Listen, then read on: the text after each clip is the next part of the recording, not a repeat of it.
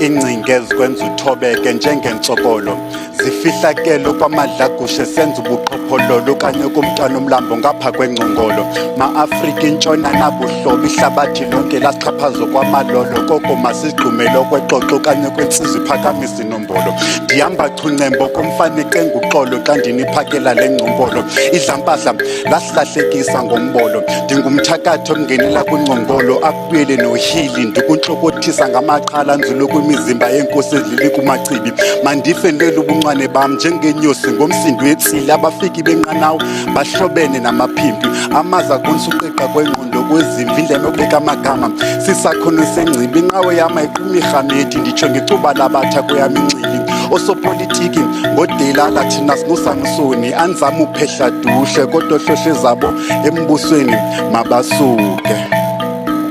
Well, thank you so much to Shaman Chant, who is of course our poet.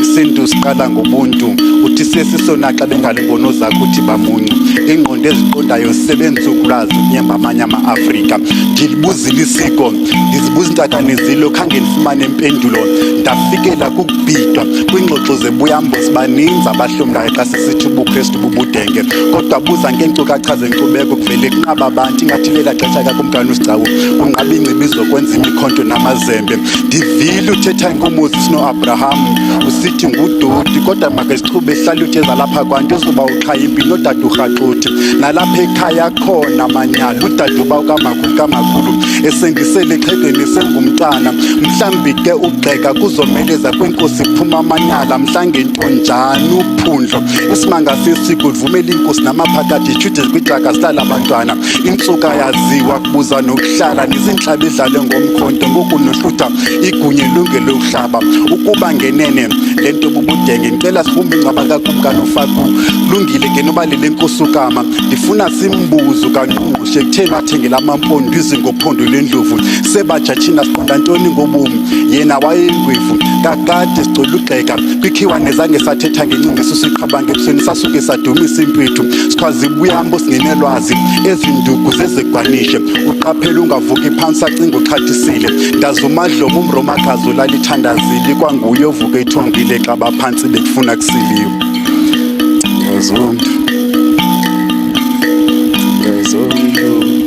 And that, of course, our poet this morning. And if you can hear the Mbira accompaniment there by Njabulo to our poet, who is Shaman Chant, thanks so much for being with us this morning.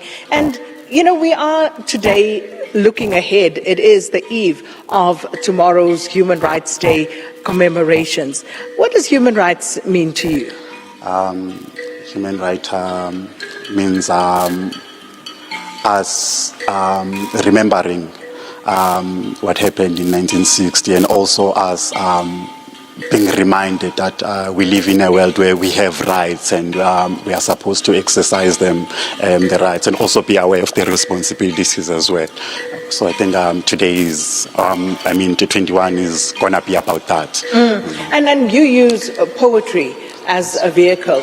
And how important are the arts, in order to express ourselves, which is, of course, another inalienable right? I think it's very, very important. Even like back in the olden days, the poet was the only person in the village that could criticize the king. So I think poets have always been the voice of the community, and so we still carry that duty of always conscientizing people about minding ourselves in all ways. And I love that you take it back to history in terms of the role that the poets of old used to play in our communities. Do you think that poets today still feel that they can, for example, carry that voice and that message and be critical in that sort of lyrical way? I do. There's a lot of people that are expressing what we are feeling for real in the community. So we are upholding that voice in different ways, but not just as political activists. There's different poets that speaks in different situations and different things. So yes, it is very much going on. We are carrying that baton. And in 2026, which rights do you think we need to pay greater attention to as a nation?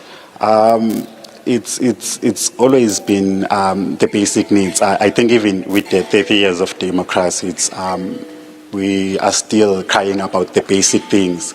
Also, I think the biggest rights that always must be paid mind to are the basic ones, because a lot of people are still lacking the basic needs, the basic rights that a human should have access to. And as young people in South Africa, what do you believe your responsibility is in furthering the struggle to ensure that those rights are actually met?